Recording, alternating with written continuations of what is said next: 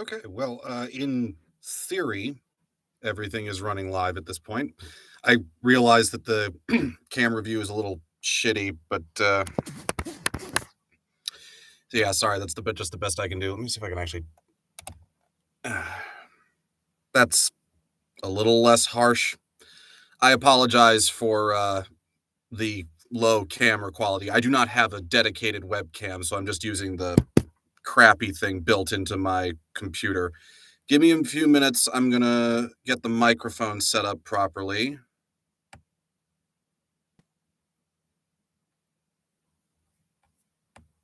And then we will begin.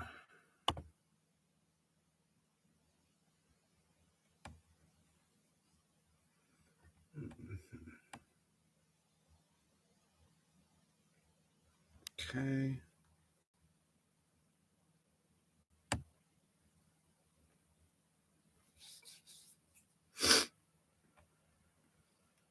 Right now, I'm just getting my DAW set up. Those of you who are not voice actors, a DAW is a digital audio workstation. Essentially, it's just my recording software. But it requires a little configuring before I can actually get started, so I am doing that now. Hopefully, at this point, the sound that's going out to YouTube at least is coming through the microphone here, which is my Rode NT1. Unfortunately, those of you on TikTok, you're just gonna have to deal with the phone microphone because I can't plug this into that. Sorry. All right, let's see. I think we are just about ready. So let's see. Just to make sure, can everyone hear me? Someone just throw a comment out there. Just let me know whether or not there's any sound coming out of this thing right now.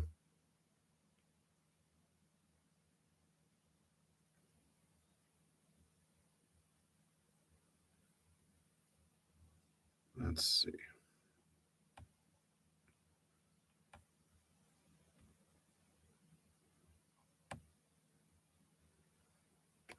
Okay. Software, get this. And there we are. Okay, gang, time for a couple of recording tests. Just making sure that the microphone is picking me up correctly. I've also got to do a little bit of leveling just to make sure that my interface is not set too high.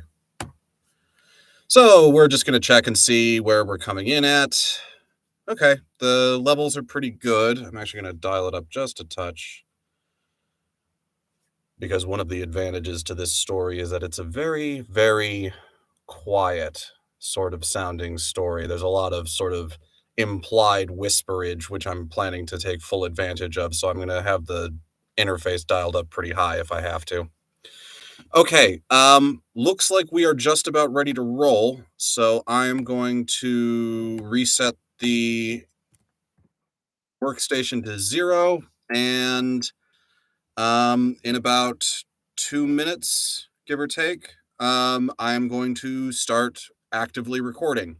So for those of you who are not familiar with this story that I'm doing, the title of this story is The Serpent Beneath. The Serpent Beneath was a short story written by Rob Sanders for the Black Library Warhammer Horus Heresy series.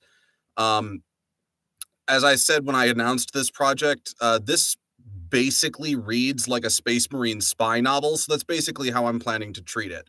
Now, as I also mentioned in the TikTok video that I did announcing this, this story involves very specifically the Alpha Legion, who are basically like the CIA spy agency of Space Marine legions. And for some reason, I got it into my head that out of all of the legions that I could potentially perform under, this one would be the one that makes the most sense to me to have an American accent. So that's what I'm going to be trying today. I'm going to be, you know, trying to see whether or not I can actually make this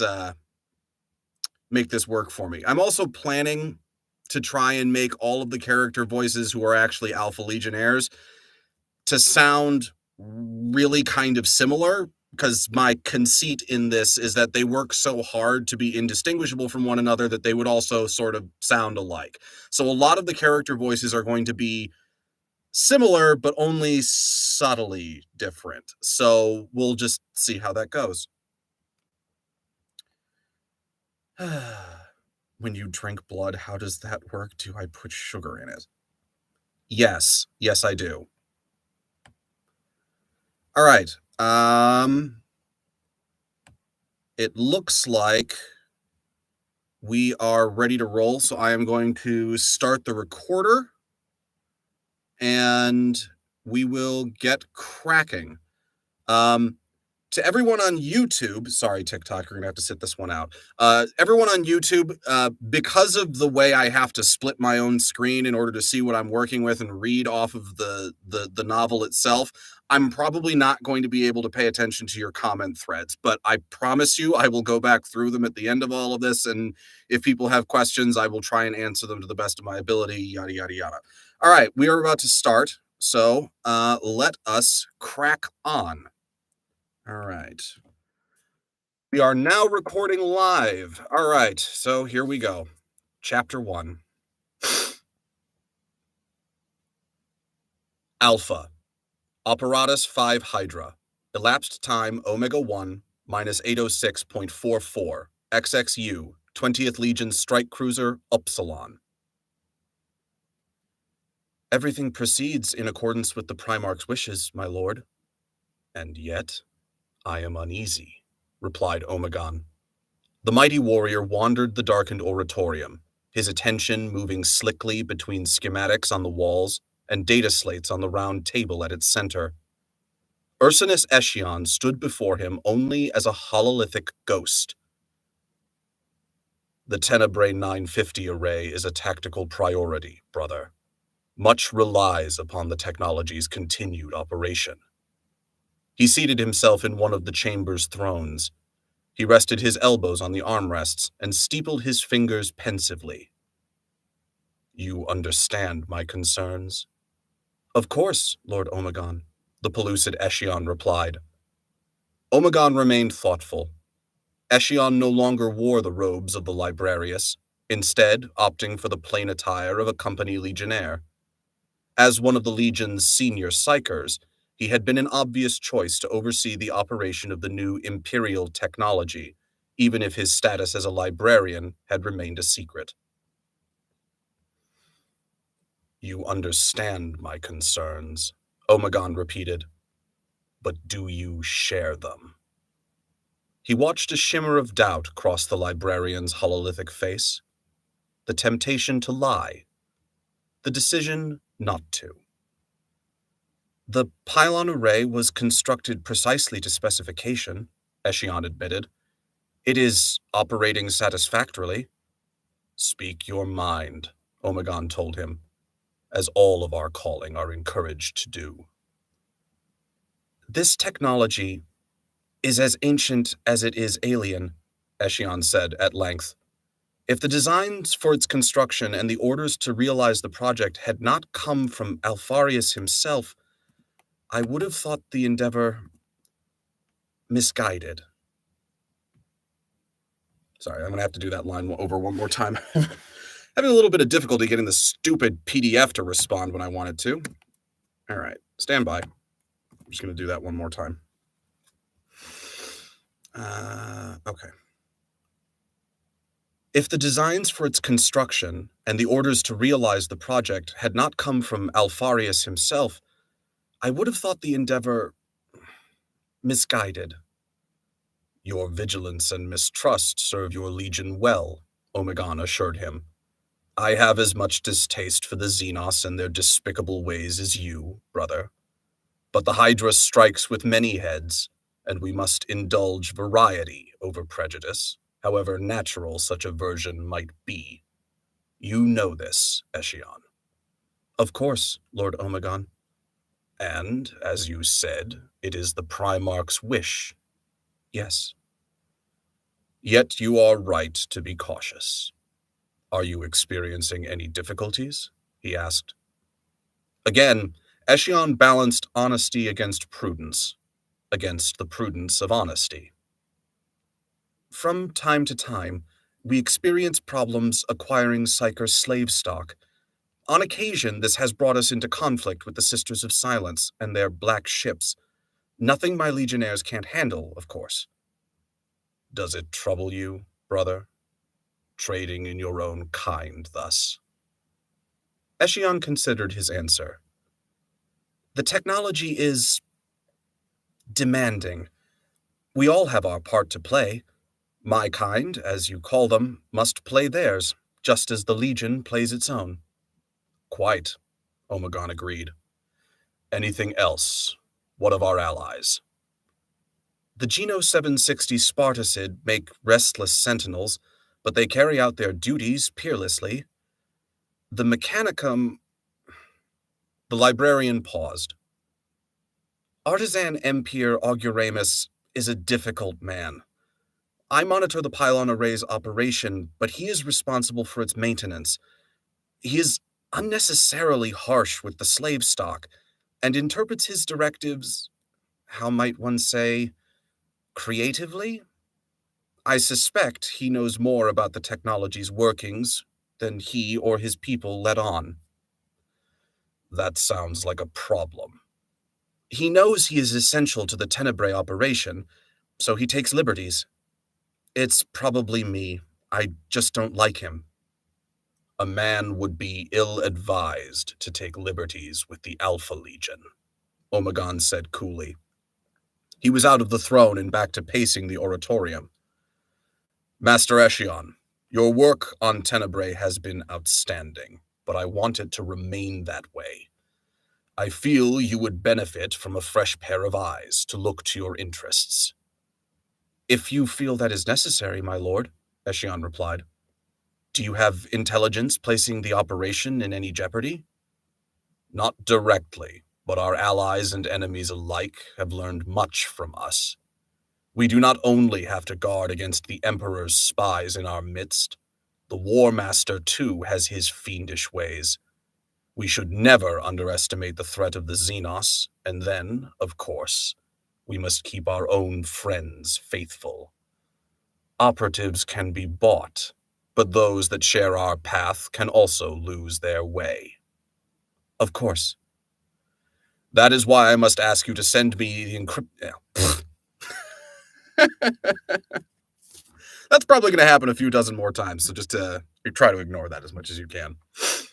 I'm surprised I actually made it this far without tripping over my own tongue. All right, let's see. Where was I?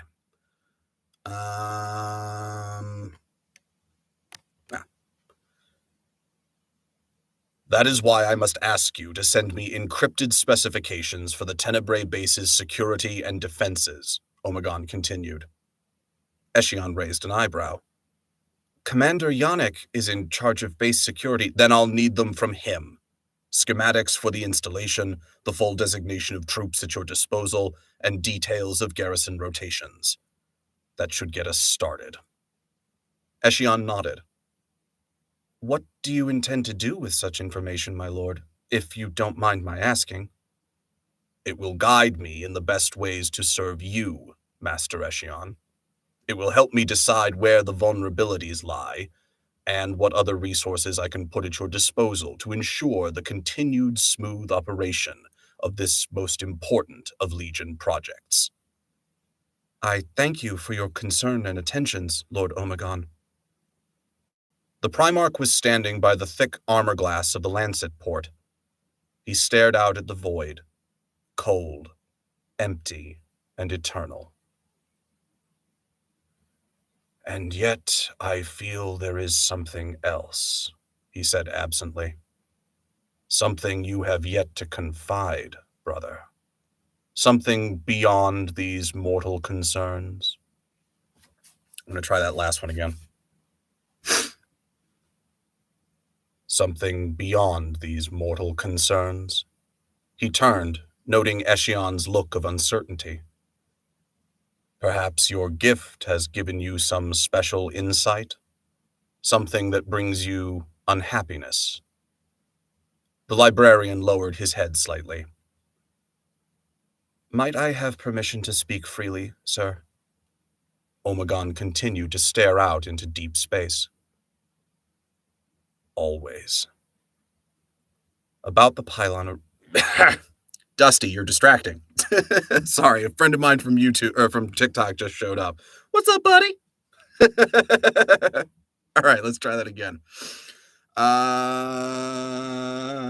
Where was I? I always get lost every time I get distracted. There we are. About the pylon array. The ether is in a state of calmness that I have never known. I reach out across it with my mind, and my thoughts travel far, like a stone bounced across the glassy surface of a still pool. Continue, brother. I have always suffered a touch of the sight, what the chief librarian used to call a foreboding, useful in the chaos of battle, momentary glimpses of blades before they strike, and las bolts before they are sent my way. You have prognostic abilities, Omegon confirmed tightly. Yes, my lord, Eshion said. Enhanced in the presence of this Xenos abomination? Eshion was careful with his words. Flowing more freely from a becalmed source. And what do you see? The future, my lord. Terrible and true. Your own? Omegon asked. The legions. And? I fear we have taken a wrong turn, my lord, the librarian said with a pained expression. Or that we soon will. Our current path takes us to a dark place. Omegon nodded. He understood all too well what Eshion was saying. Have you spoken of this to anyone else? Omegon asked. Of course not, Eshion replied. The Librarius was formally disbanded, but for the requirements of specific missions and assignments. The legionnaires under my command are not aware of my gift. What about your former master, the chief librarian? No, I confide only in you, Lord Omegon. And I am listening, brother.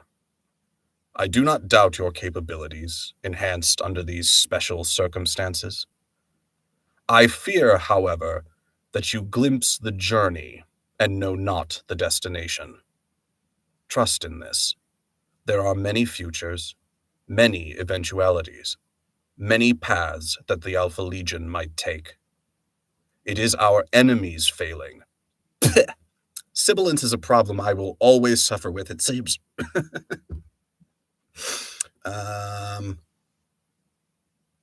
It is our enemies failing to see only what is presented to them in plain terms. Their undoing is to be blind to our myriad methods. Let us not make the same mistake.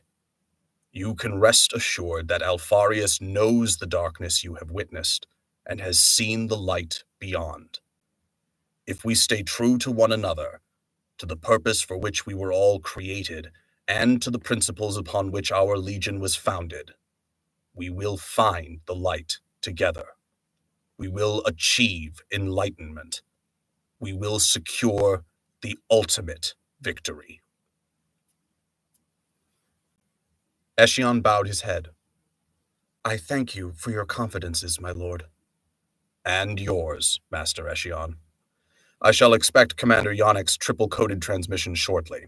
Now, if you'll excuse me, I have matters of equal gravity to attend to. Of course. Hydra Dominatus, Lord Omegon. Hydra Dominatus. The hololithic display crackled to a static miasma and then blinked into nothingness above the display tablet. Omegon stood framed by the deep darkness of the Lancet port. A voice came from the shadows. He's going to be a problem. Sheed Ranko emerged from the rear of the chamber and strode around the breadth of the table. He was a hulking warrior, almost as big as Omegon himself. and captain of the Lernaean Terminator Squad, and master of the strike cruiser Upsilon. An honored veteran and gifted tactician, he had been at the Twin Primarch's collective side since the Legion's first irregular conquests of the Great Crusade. "I mean it," he said. He said again. "Eshion's going to be a problem." "Or the solution to one," Omegon mused. Ranko joined him by the viewing port. "As much as I enjoy sitting in on your status reports," the captain said, "I presume you grace the Upsilon with your presence because you need something." Omegon gave him a thin smile. "A favor. The advice of an old friend. Nothing you haven't done for me 1,000 times before." "I serve your interests," Ranko told him, taking a throne at the obsidian table and indicating for the Primarch to do the same. "And I the Legion's, Captain." "Where's Alfarius?" "Returning from council with the War Master," Omegon told him honestly. "He's assembling the fleet. I expect the Upsilon will receive her orders soon." "You are here on his behalf?" Ranko asked. "In his interests, yes." "Then what can I do for you both, and the Legion?" "Before I tell you, I need you to understand something, Sheed," Omegon said, fixing the veteran's gaze. "Legion operations always require a certain degree of secrecy and discretion." "Yes?" "This goes far beyond that," Omegon said simply. "Fair enough," Ranko replied, intrigued. "Want to tell an old friend why?" "I'm mounting a sensitive operation." "All Alpha Legion operations are sensitive." I'm going to do that one more time. "All Alpha Legion operations are sensitive." "And none more so," Omegon spoke in hushed tones, "than when you are infiltrating your own Legion." Ranko stared grimly at him. "No one knows the Legion like you," the Primarch continued. "No one has operational experience across as many theaters. You've seen... You've seen many of them prosecute their duty under fire. All Alpha Legionnaires are exceptional, but I need Legionnaires not only of singular talent, but also of a very specific disposition. It's going to get confusing." "You want recommendations," Ranko said matter-of-factly. Gone was the warrior wit and the pleasure of seeing an old friend. This was something else entirely. "It would help if I knew a few details of the operation so I can gauge exactly what it is you need." "I'll have them shortly," Omegon replied. Ranko looked from the Primarch to the hololithic tablet and back to Omegon again. Sorry, it's a bit warm in here. Ranko looked from the Primarch to the hololithic tablet and back to Omegon again. "You're going to hit the Tenebrae installation." Omegon nodded.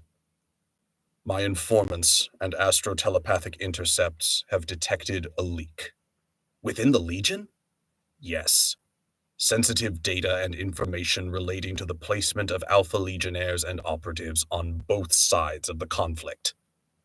"I don't believe it," Ranko said. "I mean, I do, obviously, but how is this possible?" "This is a civil war," Omegon reminded him. "There are those placed among the legions loyal to the Emperor who secretly supply the War Master with intelligence and appropriated materiel. Why not the other way around?" Ranko continued to marvel in disappointment and disbelief. "Because this is the Alpha Legion, Lord." "A fact of which I am painfully aware," the Primarch sighed. "I have been monitoring the situation, of course, in the hope that the leak could be identified and neutralized. That was until Alfarius's own safety was almost compromised." "Alfarius?" "A rendezvous from which he had to promptly withdraw," Omegon said. "Whoever they were, whether they fought for the Emperor or the War Master, they could have taken my brother right then and there." And you traced it and you traced it back to Tenebrae? A partially decrypted astrotelepathic message originating from the base, Omegon confirmed. Times and movements. They knew exactly where and when to strike. Eshion, then? Possibly. The Octus system. It's one of the few outlying regions uncompromised by warp storms. You heard him yourself. The pylon array calms the immaterium. An astro-telepathic message might reach ancient Terra from there. How is Alfarius taking it? Ranko asked. Spitting venom, as you might expect. We have no time to investigate. The war moves apace. We do not have the luxury of tracking this back to an enemy sponsor, not even when our attempt to do so is likely to be reported. Tenebrae is compromised. It must be destroyed, leak and all, before knowledge of the array or even the installation itself falls into the hands of another legion. I think I'm going to do that paragraph one more time. Oh, whew. 1 second. Oh, good. Okay, let's, right, spitting venom. Okay. Spitting venom, as you might expect. We have no time to investigate. The war moves apace. We do not have the luxury of tracking this back to an enemy sponsor, not even when our attempt to do so is likely to be reported.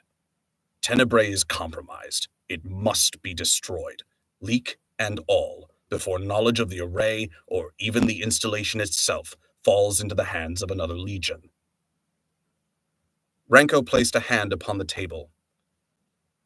You need legionnaires, then, who can infiltrate an Alpha Legion base and will not question the order to kill their brothers, many of whom they will know to be innocent. Yes. The captain paused for a moment, soaking up the enormity of the task. Then you need Goran Satebos, Sigma Squad, 3rd Company. His team was responsible for hitting the Matrix outpost on Oblonsky's world. Satebos is pretty cold, even for the Legion, but if it's victory over everything else, then he will do what needs to be done. Where is he currently deployed? Running interference on the 915th Expeditionary Fleet, I believe. Thank you, Sheed, Omegon said. You're also going to need a psyker. You're also going to need a psyker, the captain continued. And you can't just pull one from the Legion. In all likelihood, Ursinus Eshion will have had some role in their training. An operative, then? Ranko shrugged. The question is who? To go up against Eshion, you're going to need someone really special. The problem is, the more special they are, the more dangerous they are to everyone else. You don't always have to fight fire with fire, Omegon muttered, then seemed to reconsider. No readers, no telepaths. There's problem enough with leaked information. Agreed? You have a suggestion? The Primarch asked. Perhaps, Ranko said. We've been decoding transmissions from the black ships that Eshion mentioned. The same name keeps cropping up. Successive Sisters of Silence cadres have failed to capture a witch breed called Zalma Gundi on the hive world of Drusilla. Omegon nodded. Sounds promising. Any other advice? Eshion and Commander Yannick are going to have that installation wrapped up tight, the captain insisted. You're going to need someone on the inside. I already have a candidate in mind, the Primarch assured him. Ranko nodded. Has it really come to this? Our own Legion? With treachery in our midst, we cannot falter, Omegon said. Traitors, wherever they are found, must be dealt with decisively. Sacrifices must be made. Omegon crossed the oratorium and took a pair of chalices from a tray. Chalices. One of these days I'm going to figure out why I keep going like a friggin' tea kettle. All right, where was I? Omegon crossed the oratorium and took a pair of chalices from a tray. He offered one to Ranko. Excuse me. Thank you for your assistance with this, old friend. There are few to whom I could turn with this. At your service always, the captain said, raising the chalice for a toast. To mission success, and to necessary sacrifices. The pair drank. Ranko pulled the rim from his lips thoughtfully. He found himself looking down into the depths of the chalice. You know what that is? Omegon asked. Yes, my lord, the captain answered after a moment. Then you know what it is I ask of you. That's a little quiet, hold on. Then you know what it is I ask of you. Ranko downed the rest. What you ask of us all, the captain said. Everything. Well, ladies and gentlemen, that is part 1 of The Serpent Beneath. That is as far as we are going to go today. I hope everyone enjoyed that. I'm going to go about saving this and disconnecting things.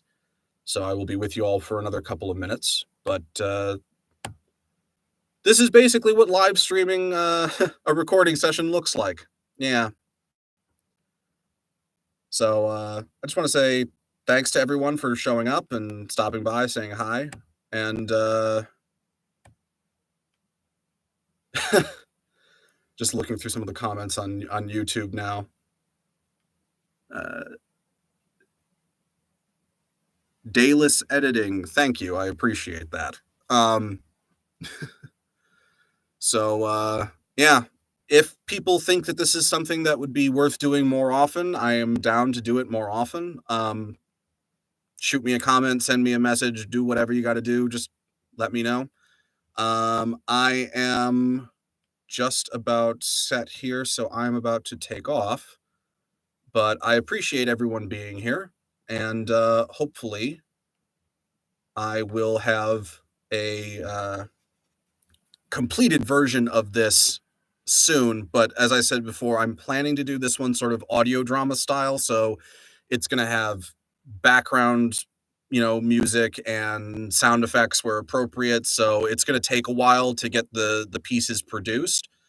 But I am planning to try and get this out as quickly as I can. I'm probably going to do all of the principal recording first, because the editing for all of that is going to take a while. And I figure if I can get through all of that and have, proper, perfect, ready to roll audio tracks, then I can do whatever else I need to do to, get this appropriately produced before publishing it on YouTube. All right. Well, that was fun, guys. Thanks for joining me. I will talk to you all later.